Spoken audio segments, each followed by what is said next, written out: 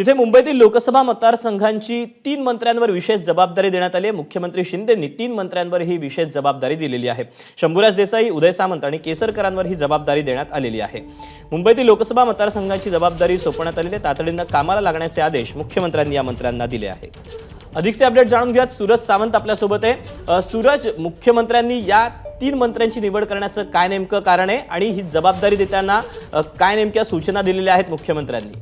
दीपक, नक्कीच आपण पाहतोय की 4थ्या टप्प्यातलं मतदान हे संपलेलं आहे आणि 5व्या टप्प्यात मुंबईत होणाऱ्या मतदानावरती आता शिंदेंनी लक्ष केंद्रित केल्याचं पाहायला मिळत आहे। मुंबईत जर आपण पाहिलं तर पश्चिम महाराष्ट्र त्याचबरोबर कोकणातली विशेष मोठ्या प्रमाणे नागरिक हे राहत असतात, तर या मतदारांपर्यंत लक्ष केंद्रित करण्यासाठीच आता शंभूराज देसाई, उदय सामंत आणि दीपक केसरकर यांच्यावर ही जबाबदारी सोपवल्याची माहिती मिळते। त्यामुळे येत्या 5 दिवसात हे 3ही मंत्री मुंबईत ठाण मांडून दिसलेले पाहायला मिळतील।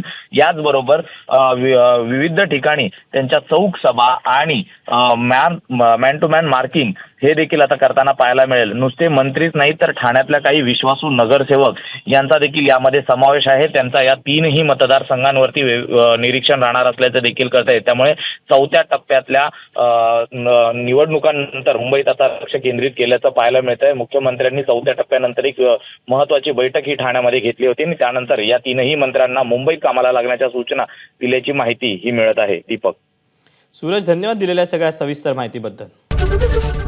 एबीपी माझा, उघडा डोळे बघा नीट।